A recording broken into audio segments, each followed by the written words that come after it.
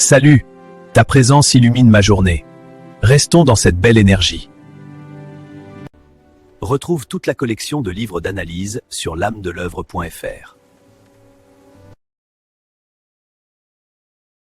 Bonjour et bienvenue. Aujourd'hui, on s'attaque à un monument, le livre 11 des fables de Jean de La Fontaine. Bonjour. On a un peu mis de côté les analyses littéraires très poussées pour vraiment se concentrer sur les histoires elles-mêmes. Oui, L'idée, c'est de voir ensemble comment ces récits, qu'on voit souvent comme des simples leçons de morale pour enfants, sont en fait de redoutables manuels absolument. de stratégie, de psychologie, Exactement. et de sagesse. C'est ça. On oublie souvent que La Fontaine, il écrivait pour la cour de Louis XIV. C'était un monde où chaque mot, chaque geste était politique. Ah oui, c'était risqué. Très. Et ces fables, avec leurs animaux, c'était une façon de parler du pouvoir, de l'ambition, des faiblesses humaines, sans risquer de se faire couper la tête, quoi. Et ce qui est fou, c'est que c'est toujours d'actualité. Totalement. Ces mécanismes qu'il décrit, ce sont toujours les nôtres aujourd'hui. Bon, alors commençons justement par le pouvoir, la stratégie. La toute première fable, le lion, nous plonge direct dans le grand bain de la géopolitique. Oui, tout de suite. Le tableau est simple. Un sultan léopard voit un jeune lionceau s'installer juste à côté de chez lui. Il s'inquiète et il a bien raison. Il demande conseil à son vizir, un renard. Décrit comme un vieux routier et bon politique. On sent l'expérience. Voilà. Et le conseil du renard est d'une franchise, disons, brutale. Ah oui, il n'y va pas par quatre chemins.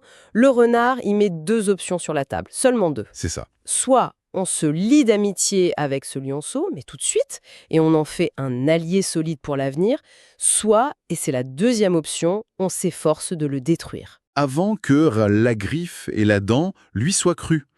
La phrase est terrible. Elle est terrible. En gros, c'est 1. Faites-en un ami ou éliminez-le. Mais décidez maintenant pendant qu'il est encore faible.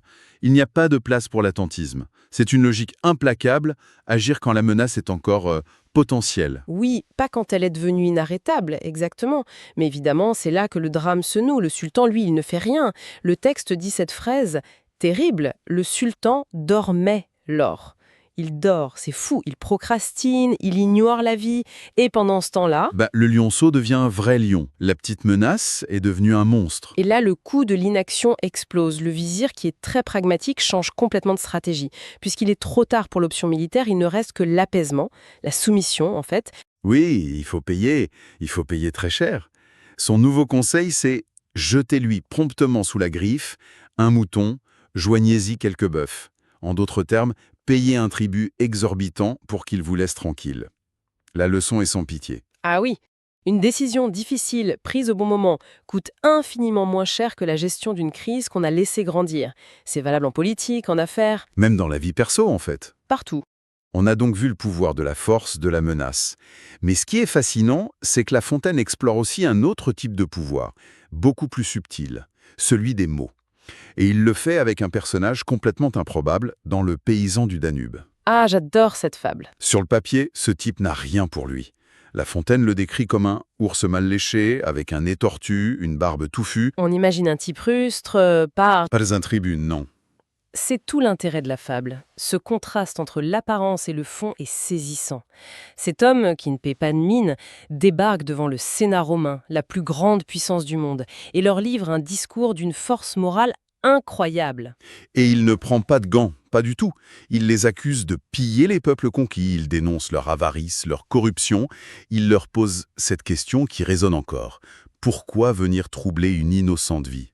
C'est d'une audace folle. On s'attend à ce qu'ils se fassent jeter dehors, ou pire, il va même jusqu'à leur prédire que la roue tournera, que les opprimés d'aujourd'hui pourraient devenir leurs maîtres demain. Et là, coup de théâtre. Oui. Le Sénat ne le punit pas, au contraire. Il est étonné.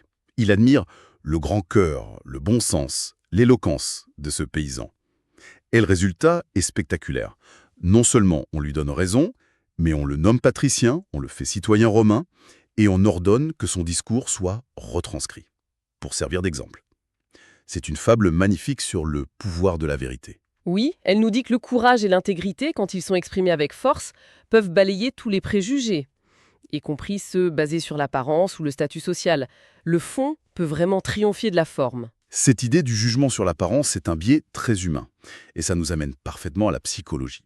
Parce que La Fontaine est un maître pour disséquer nos petits défauts. Ah ça oui. Dans Le Lion, le singe et les deux ânes, il s'attaque au plus grand de tous.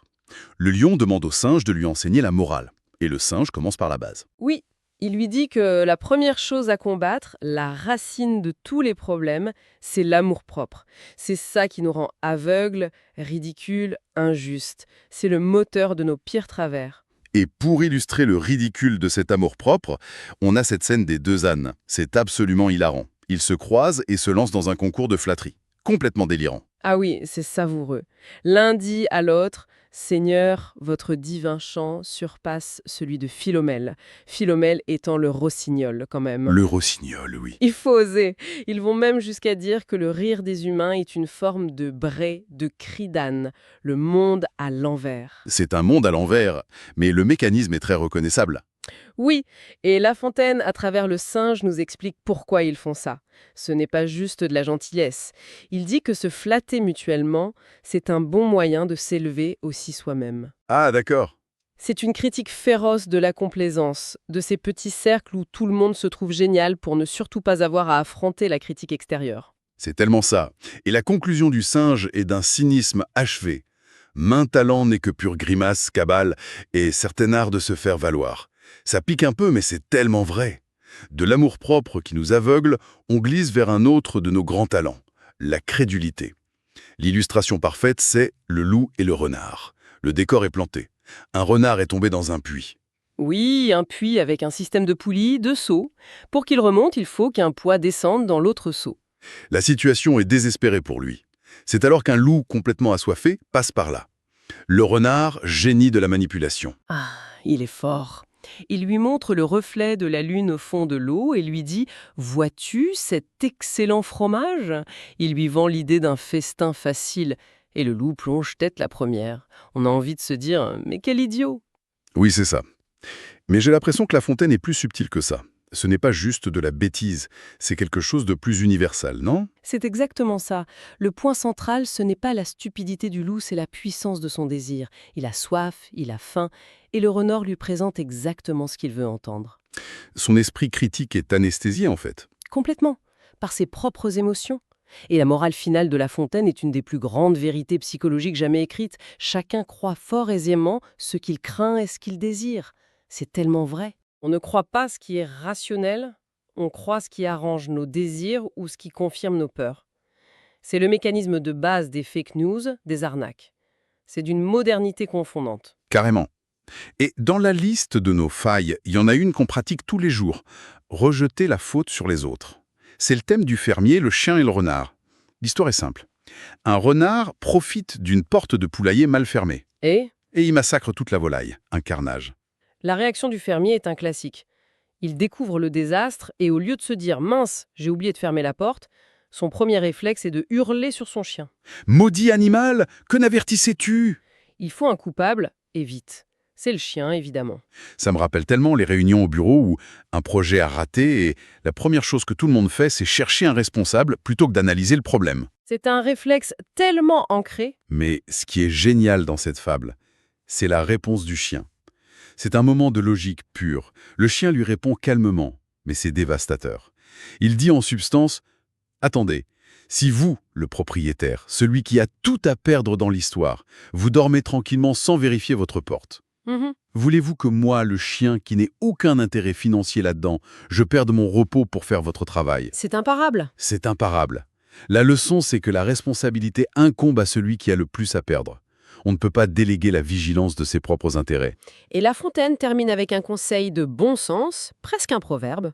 Couche-toi le dernier et vois fermer ta porte. En gros, occupe-toi de tes affaires. Alors, c'est une sagesse très pragmatique, ce qui nous amène à des thèmes encore plus profonds, plus philosophiques. Par exemple, notre rapport au temps et à l'avenir, au cœur du vieillard et les trois jeunes hommes. Ah, une de mes préférées. La scène est très visuelle. Un homme de 80 ans est en train de planter des arbres. Et bien sûr, trois jeunes qui passent par là se moquent de lui. Leur raisonnement semble logique. À votre âge, vous ne verrez jamais ces arbres donner de l'ombre ou des fruits. Vous travaillez pour rien. Pensez plutôt à votre passé. Exactement. Et la réponse du vieillard est magnifique. Il ne s'énerve même pas, il leur donne une leçon de vie en 2 temps. D'abord, il leur rappelle que la mort ne regarde pas l'âge, que personne, jeune ou vieux, n'a de contrat d'assurance sur l'avenir. C'est un bon rappel. Et ensuite, il explique le sens de son geste. Il dit que ses arrière-neveux profiteront de cet ombrage et que le plaisir de travailler pour eux est un fruit que je goûte aujourd'hui.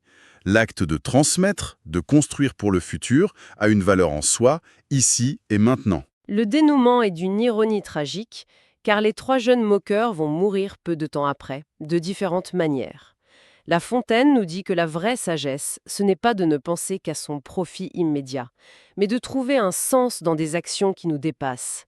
C'est un plaidoyer pour l'héritage, pour la vision à long terme. Contre l'égoïsme du court-termisme, oui. D'une leçon sur la sagesse humaine, on passe à une fable qui questionne l'intelligence animale d'une manière assez dérangeante, les souris et le chat huant. C'est presque une histoire de true crime animalier. On abat un vieil arbre et on trouve dans le nid d'un hibou quelque chose d'étrange.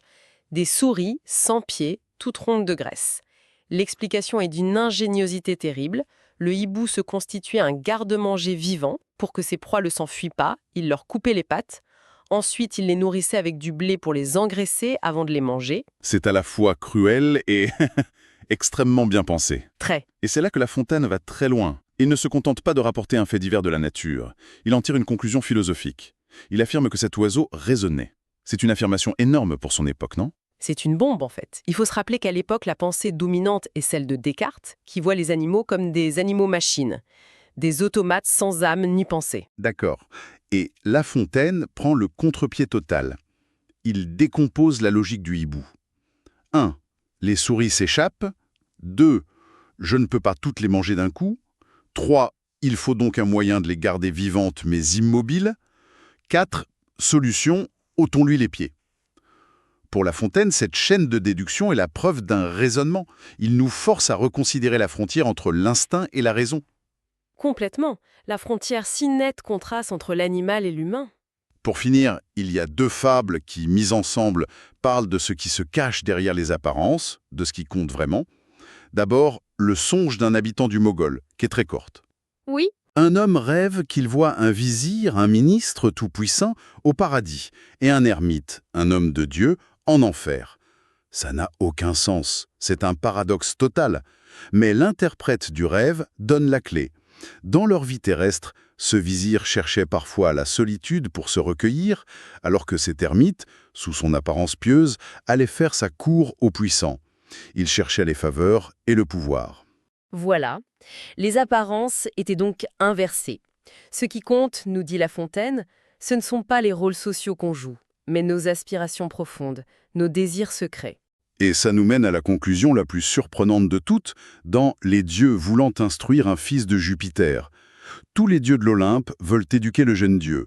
Mars propose de lui apprendre la guerre, Apollon la musique, Hercule la vertu. C'est un beau programme. Un super programme. Mais c'est Vénus, ou plutôt le dieu de l'amour, qui remporte la mise. Il prétend pouvoir tout enseigner au jeune dieu. Et son argument est génial, il est génial.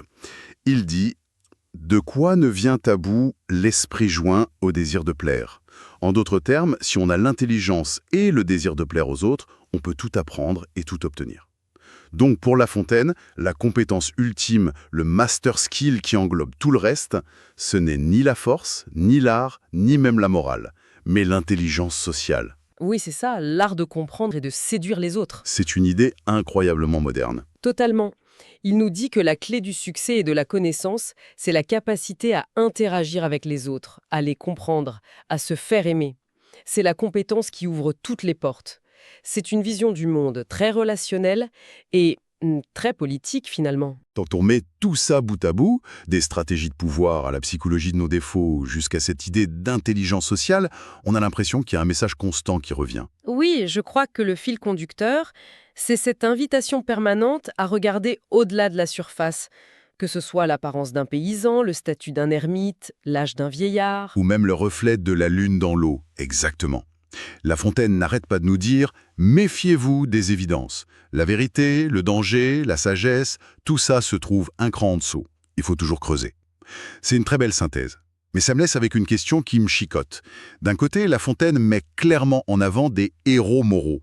Le paysan qui dit la vérité et le vieillard qui plante pour le futur sont admirables et admirés. Ils gagnent. C'est vrai, il y a une célébration de la vertu, mais en même temps, dans tellement d'autres fables, qui est-ce qui gagne? C'est le rusé. C'est le renard. C'est le renard qui manipule le loup pour sauver sa peau. C'est le hibou et son plan cruel mais rationnel qui assure sa survie. La ruse est souvent présentée comme une condition de la survie. Exactement.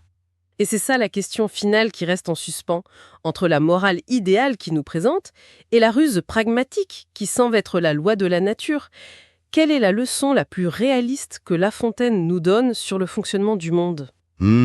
Est-ce qu'il nous dit comment le monde devrait être ou comment il est vraiment ? Voilà. Cette tension n'est jamais vraiment résolue, et c'est peut-être pour ça que son œuvre nous parle encore autant aujourd'hui.